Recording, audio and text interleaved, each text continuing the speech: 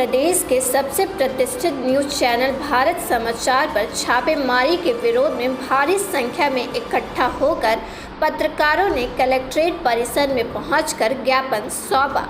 दरअसल भारत समाचार लगातार कोरोना की अव्यवस्थाओं की पोल खोल दी, जिसके चलते सरकार ने डर कर मीडिया संस्थान और घरों पर छापेमारी करवा दी, जिसको लेकर सैकड़ों पत्रकारों ने इकट्ठा होकर मोदी योगी होश में आओ, आईटी की छापेमारी पर रोक लगाओ जैसे तमाम नारों से कलेक्ट्रेट परिसर गूंज उठा। प्रदर्शन के बाद पत्रकारों ने डीएम ऑफिस पहुंचकर राष्ट्रपति को ज्ञापन सौंपा। पत्रकारों ने विरोध प्रदर्शन करते हुए कहा, भाजपा सरकार ने पत्रकारों और मीडिया संस्थानों का सबसे ज़्यादा उत्पीड़न किया। वहीं श्रमजीवी पत्रकार यूनियन के मंडल अध्यक्ष निर्मल कांत शुक्ला और जिला अध्यक्ष सुधीर दीक्षित ने कहा, भारत के समाचार निष्पक्ष और सच्ची खबरें चलाता है। कोरोना काल में भारत समाचार ने सरकार की अव्यवस्थाओं और फेल सिस्टम की पोल खोल दी, जिससे बौखलाई सरकार ने भारत समाचार ने दफ्तर और ब्रजेश मिश्रा जी के घर पर छापेमारी करवाई। भारत समाचार ने हमेशा सच दिखाया है, गरीबों की आवाज़ बुलंद की और न्याय के साथ खड़ा रहा और सरकार सच सुनना नहीं चाहती, इसलिए बौखलाकर छापेमारी करवा रही है। सरकार को इस नाकामी की सार्वजनिक तौर पर माफ़ी मांगनी चाहिए।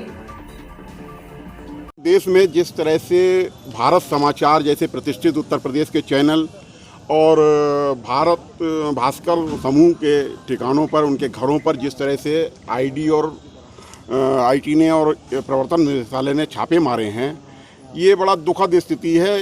ये इस बात को संकेत करती है कि सरकार जो लोग सच्ची पत्रकारिता कर रहे हैं उनसे किस हद तक डरी हुई है, क्योंकि भारत समाचार कोविड-19 में जिस तरह से लोगों के दुख दर्द और तकलीफ़ों को उजागर कर रहा था, जिस तरह से लोगों के सामने प्रस्तुत कर रहा था अपने करोड़ों दर्शकों के सामने, उससे सरकार भयभीत हो गई बुरी तरह से। ये इस बात का संकेत है कि भारत समाचार या भास्कर समूह जो कुछ भी लिख रहा था, जो कुछ दिखा रहा था, वही सच्चाई है।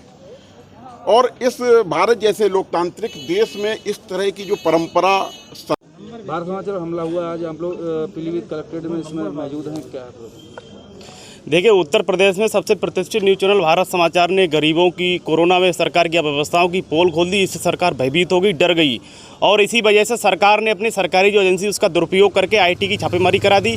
ये घोर निंदनीय है। इसकी पत्रकार सभी कड़ी निंदा करते हैं। हालांकि जिस तरह सरकार पत्रकारों की लगातार आवाज़ दबाना चाहती है, अगर कोई न्यूज़ चैनल, कोई अखबार गरीब की, लाचार की, अत्याचार के खिलाफ आवाज़ उठाता है, अगर वो सरकार को लगता कि ये